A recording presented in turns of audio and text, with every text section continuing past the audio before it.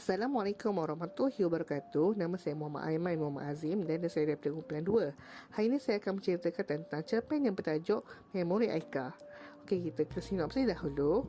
Cerpen ini menceritakan tentang seorang kanak-kanak yang berusia 6 tahun dan menghidapi masalah psikologi mental post-traumatic stress disorder atau dikenal dengan PTSD. Namanya Aika dan menyebabkan dia kurang untuk berkomunikasi dengan orang ramai. Bapanya adalah Dr. Syed, merupakan pensyarah di dalam bidang teknologi di sebuah universiti. Okey, pada suatu hari Dr. Syed membawa Aika ke sebuah hospital untuk merawatnya. Namun mereka mengalami jalan buntu apabila Aika menangis kerana tidak berselesa kepada kaunselor tersebut. Okey, dan di situ Dr. Iris muncul lagi bagi memberikan ketenangan kepada Aika. Dan ini adalah buat kali pertamanya Aika berasa tenang dan mudah untuk berkomunikasi. Pada mulanya Dr. Syed kurang bersetuju untuk menjadikan Dr. Iris sebagai kaunselor peribadi kepada anaknya. Namun, disebabkan keakraban dan keselesaan Aika kepada Dr. Iris, akhirnya Dr. Syed terpaksa melantik Dr. Iris sebagai kaunselor peribadi kepada anaknya. Sepanjang Dr. Iris menjadi kaunselor peribadi kepada Aika, Dr. Syed makin hari makin jatuh cinta akan Dr. Iris kerana merawat anaknya dengan penuh kasih sayang. Aika juga sering memanggil Dr. Iris panggilan Mama kerana sangat menyayanginya. Tema bagi cerpen Memori Aika ini adalah kekeluargaan, dan persoalan bagi cerpen ini adalah setiap individu sangat memerlukan ibu bapa untuk mencapai kebahagiaan hidup. Okey, untuk watak dan pewatakan dalam cerpen ini adalah yang pertama, Aika. Aika adalah seorang kanak-kanak yang berusia 6 tahun dan menghidapi masalah psikologi mental iaitu post-traumatic stress disorder ataupun dikenali dengan PTSD. Aika berbadan kecil dan sangat pendiam. Bapanya adalah Dr. Syed. Dr. Syed adalah seorang pensyarah di dalam bidang teknologi di sebuah universiti. Dr. Syed seorang yang sangat tegas dan sangat mementingkan etika terhadap anaknya. Dan Dr. Syed tidak suka berkomunikasi dengan orang ramai tentang benda yang tidak penting. Yang ketiga adalah Dr. Iris. Dr. Iris adalah seorang pakar kaunselor di dalam bidang kanak-kanak di sebuah hospital yang bernama Hospital Pantai Kasih. Dr. Iris sangat menyukai kanak-kanak dan seorang yang sangat sopan santun dan lemah lembut. Yang ketiga adalah Cikgu Haris. Cikgu Haris adalah seorang adik kepada Dr. Syed dan dia juga selaku cikgu peribadi kepada Aika. Cikgu Haris sangat bijak dan petah berkata-kata. Dan Cikgu Haris sangat menyayangi Aika seperti anaknya sendiri. Watak yang terakhir adalah Irene. Irene adalah selaku rakan karib kepada Iris. Dan Irene adalah seorang individu yang selalu menasihati Dr. Iris ketika konflik yang berlaku.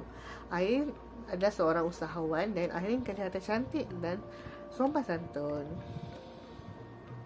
Okey, bagi teknik plot dalam cerpen ini terdapat 5 iaitu imbas kembali, suspend, konflik dan dialog dan pemberian. Teruskan dengan imbas kembali. Dr. Syed menceritakan kepada Dr. Iris tentang Aika ketika beliau berusia 3 tahun. Mereka telah mengalami satu kemarahan jalan raya dan menyebabkan ibu kepada Aika telah meninggal dunia. Hal ini juga antara punca yang menyebabkan Aika mengalami masalah PTSD itu. Seterusnya adalah suspend. Suspend adalah terdapat seorang perempuan kelihatan mesra bersama Dr. Syed dan menyebabkan Dr. Iris berasa cemburu. Namun, perempuan itu hanyalah adik saudara kepada Dr. Syed. Teruskan dengan konflik.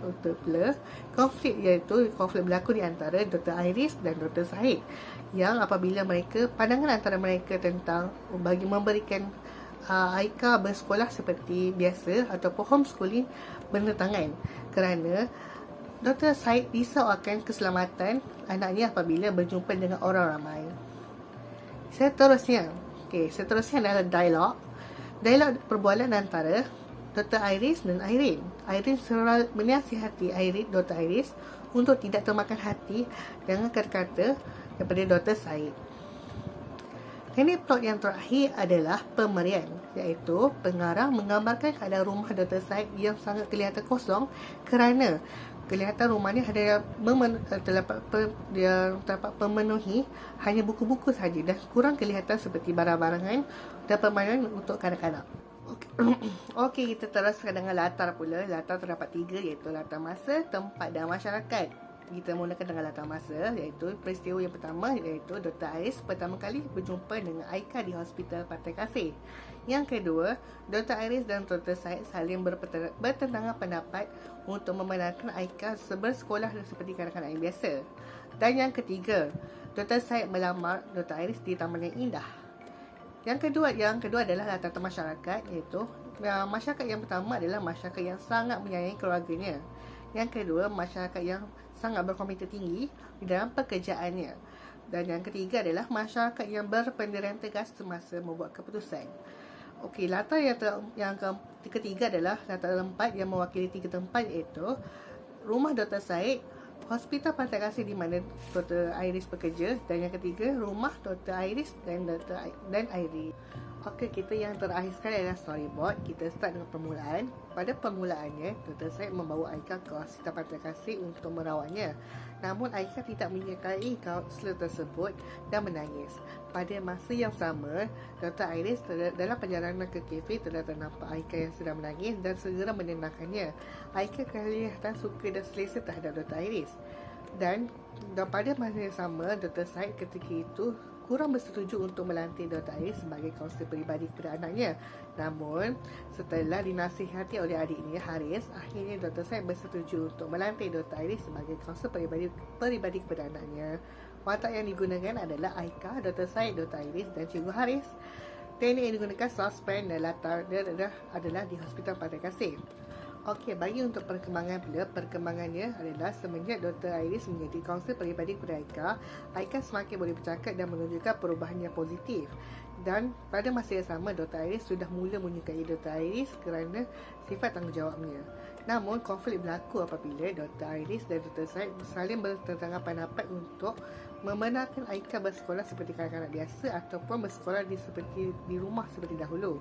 Watak yang digunakan adalah Dr. Syed dan Iris, dan teknik gunakan konflik dan latarnya adalah di rumah Dr. Syed. Yang seterusnya adalah yang terakhir, Terakhirannya, Aika menunjukkan perubahan yang positif dan sudah mula memahami dan berkomunikasi dengan orang ramai. Tambahan pula, Aika kini bersekolah di sekolah biasa dan mendapat ramai kawan. Dr. Syed pula memberitahu perasaannya kepada Dr. Iris, dan tidak lama itu Dr. Syed telah melamar Dr. Iris sebagai isterinya di sebuah taman yang indah. Dan watak yang digunakan adalah Aika, Dr. Syed dan Dr. Iris. Teknik yang digunakan adalah dialog dan latarnya adalah di sekolah untuk Aika dan taman yang indah untuk Dr. Syed. Itu sahaja daripada saya, dan Assalamualaikum warahmatullahi wabarakatuh.